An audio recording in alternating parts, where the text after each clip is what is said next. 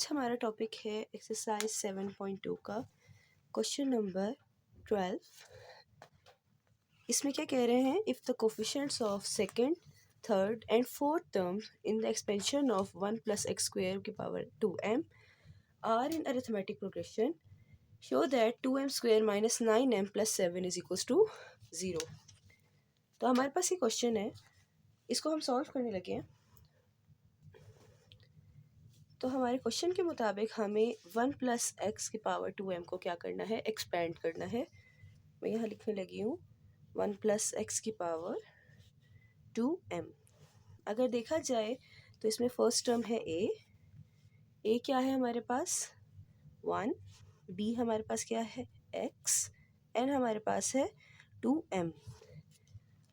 आपको पता है हमारे पास टर्म का फॉर्मूला होता है t r+1 बराबर NCR a की पावर n माइनस r और b की power r। This is the formula of general term of binomial theorem. ठीक है, इस फॉर्मूले के मुताबिक हम इसको सॉल्व करेंगे। ठीक है, तो हम कहेंगे यूजिंग फॉर्मूला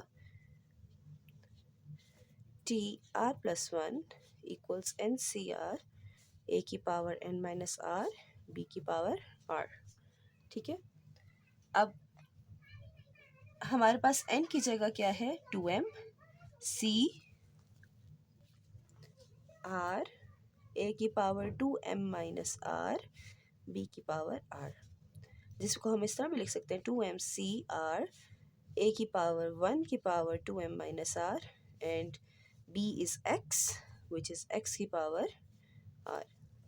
आई होप यहाँ तक आपको समझ आ गई होगी कि मैंने डाटा साइड पे लिखा है जस्ट आपको समझाने के लिए। अब इसमें अगर आप देखें फॉर्मूले में आपके पास a भी है, n भी है और b भी है, बट हमें क्या फाइंड करना है r। उसके लिए हमें गिवन डाटा है कि गिवन हमारे पास है second term, third term and fourth term. तो मतलब सेकेंड टर्म को हम लिख सकते हैं T2, थर्ड टर्म को हम लिख सकते हैं T3 और फोर्थ टर्म को हम लिख सकते हैं T4। तो गिवन हमारे पास कौन कौन सी टर्म्स है, T2, T3 एंड T4 है ना। तो पहले हम T2 के लिए सॉल्व करेंगे। हम लिखेंगे जो हमारे इस फॉर्मूले में TR+1 है उसको एक दफ़ा T2 के बराबर रखेंगे, एक दफ़ा T3 के बराबर रखेंगे और एक दफ़ा T4 के बराबर रखेंगे। तो हमारे पास गिवन क्या था T2, इसको हम रखेंगे TR+1 के बराबर। इसको कंपेयर करेंगे तो कंपेयर करने के बाद हमारे पास आ जाएगा 2 इज इक्वल्स टू R+1 और R की वैल्यू क्या आ जाएगी 2 - 1 विच इज़ 1। ठीक है, इस R को आपने इस टर्म में पुट करना है तो आपको सेकेंड टर्म की वैल्यू मिल जाएगी। Putting the value of R in equation number 1। ठीक है, इक्वेशन को मैं ज़रा हाईलाइट कर देती हूँ।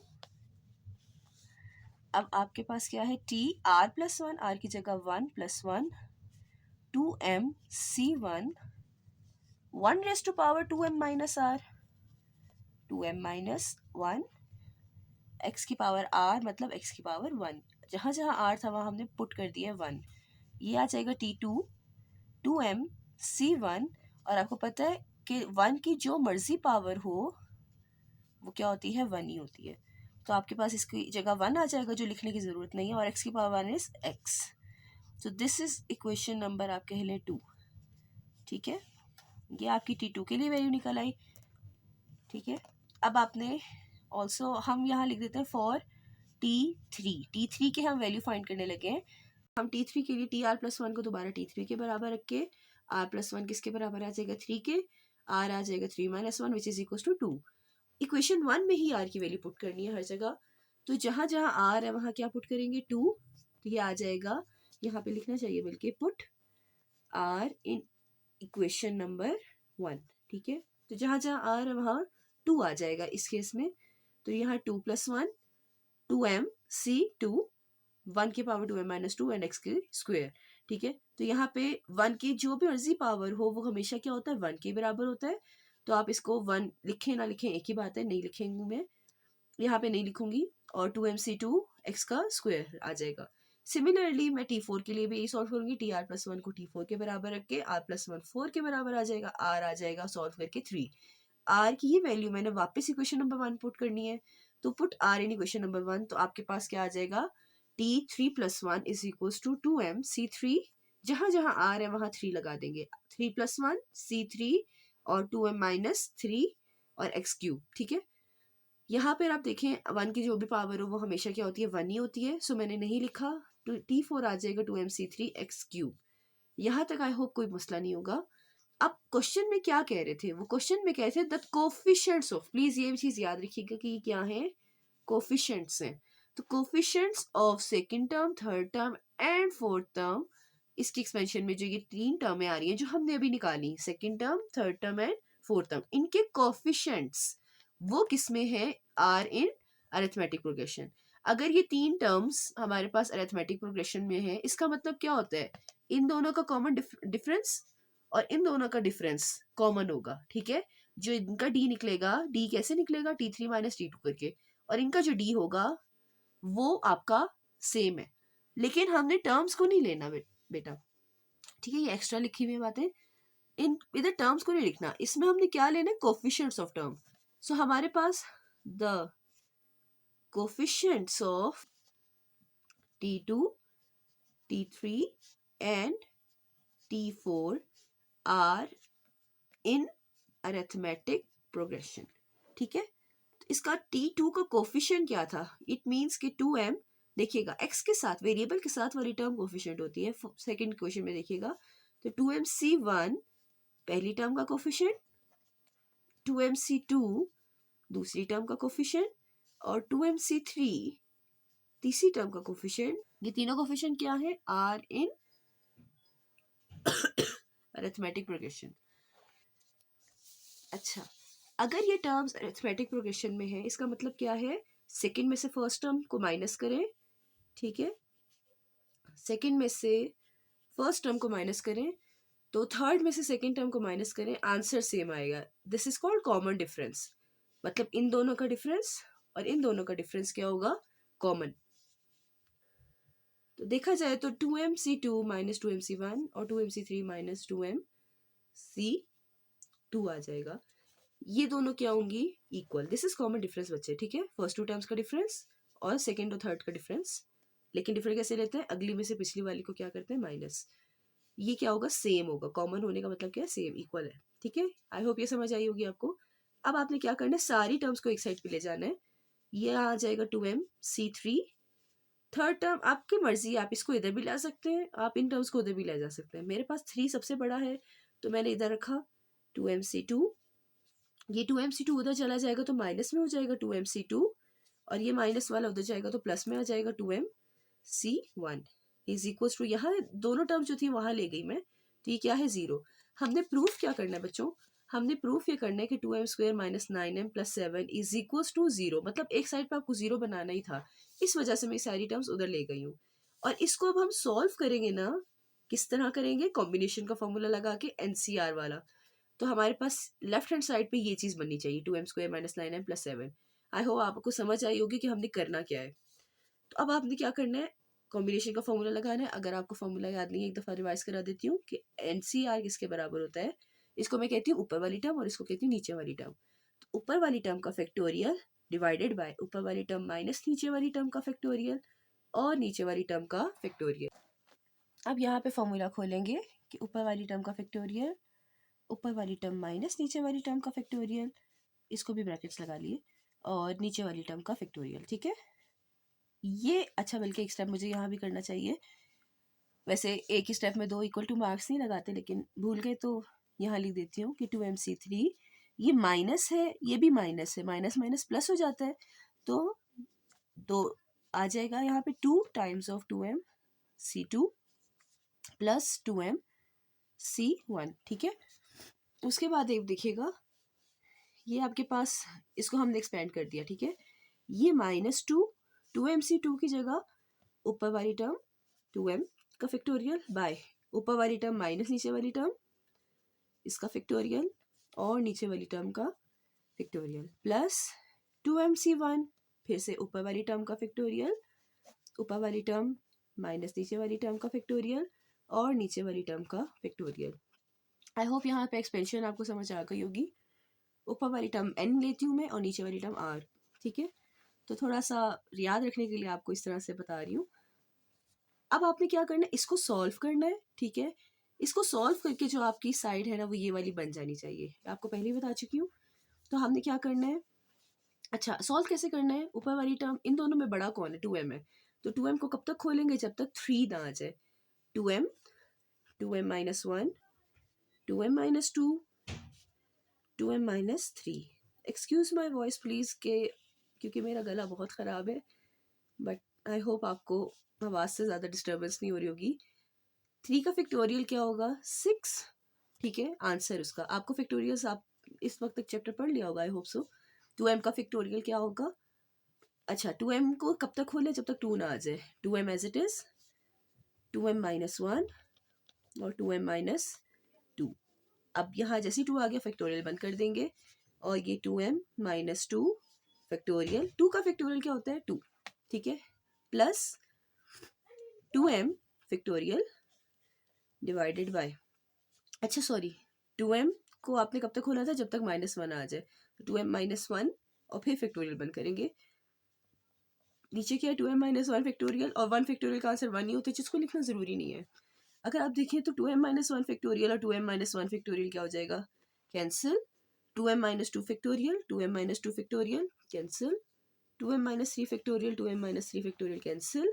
क्या बच गया हमारे पास, 2m। इन दोनों को मल्टीप्लाई करके लिखने लगी हूँ मैं। 2 into 2m 4m square, 2 2s are 4m minus 2m और plus 2। This is divided by 6।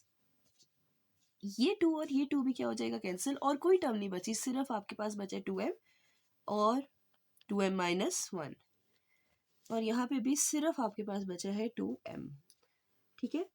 अब आपको नजर आ रहा है कि डिनोमिनेटर में कोई टर्म है, तो आपने पूरी टर्म्स का क्या लेना है, एलसीएम। 6 और 6 कैंसिल, नीचे वाली टर्म्स तो ऊपर वाली टर्म एज इट इज आ जाएंगी।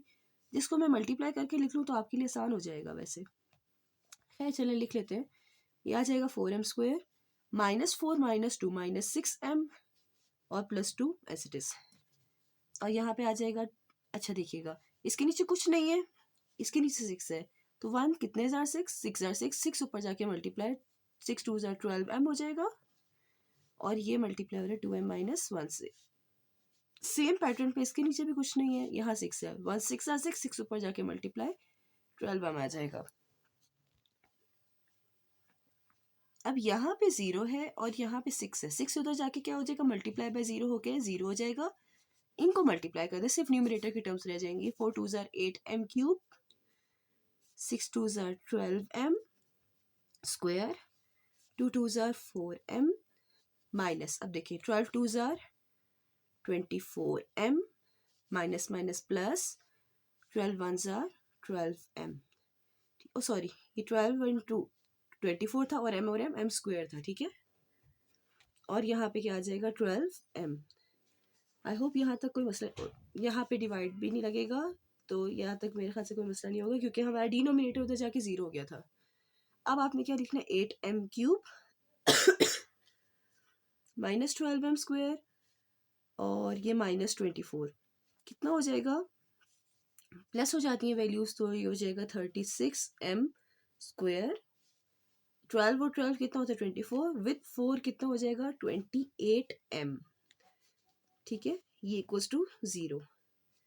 अब आप इसमें से क्या कॉमन ले सकते हैं, आप 4 का टेबल कॉमन ले सकते हैं, 4, और m भी कॉमन ले सकते हैं, m कॉमन, तो 4 2 जार 8 और m बाहर तो m स्क्वायर रह जाएगा अंदर, 4 9 जार 36, एक m बाहर एक m अंदर, और 4 7 जार 28, तो प्लस का 7 आ जाएगा, m बाहर तो सिर्फ ये टर्म आप उधर जाके 0 कर दीजिए।